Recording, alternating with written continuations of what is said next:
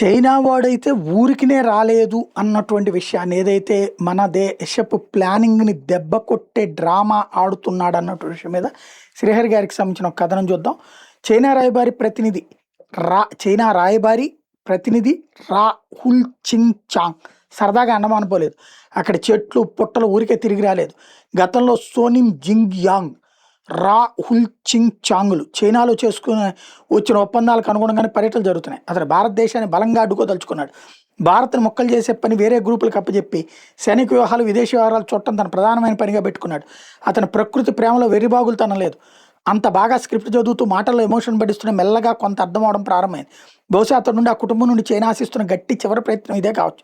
ఇప్పటికే మనం మెల్లగా హార్ముజ్ జలసంధి పైన ఆధారపడడం మానేసాం.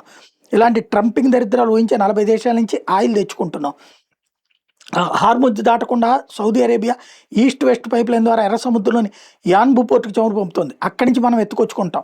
యుఏఈ అప్షాన్ ఫుజారియా పైప్ లైన్ ద్వారా నేరుగా గల్ఫ్ ఆఫ్ ఒమన్ తీరానికి చమురు చేరుస్తుంది. లోపల వ్యూహాత్మక చమురు నిల్వ సామర్థ్యాలు పెంచుకున్నాం.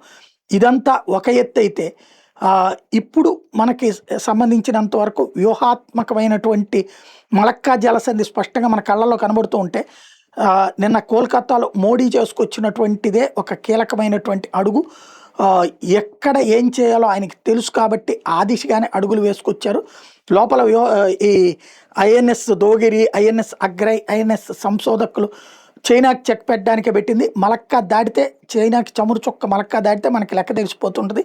హిందూ మహాసముద్ర చైనా ఆధిపత్యం మనం 10 ఏళ్లలో కొత్తగా చేరుకుపోయి 200 యుద్ధ నౌకలతో పూర్తిగా అడ్డుకోబడుతుంది. మనం బతకాలంటే మన చమురు మనకి శాంతంగా దక్కాలి. అవతల వాటి లెక్క తెలుస్తూ ఉండాలి. కూలిపోతున్న అమెరికా ప్లేస్లో చైనా వస్తుందని మన చింగ్చాంగ్ ఫ్యామిలీకి ఎప్పుడూ తెలుసు. మనం అండమాన్ అడ్డానికి త్రిభుజ దళాలకు ఎలా అందుబాటులోకి తెస్తున్నామో తెలుసు. భారత్ను నిలువరించడం చైనా మరియు చింగ్చాంగ్ మనుషులకి చాలా అవసరం. అందుకే పర్యావరణం పేరుతో అడ్డమైన కుప్పిగంతులు వేస్తున్నాడు రాహుల్ చింగ్ చాంగ్.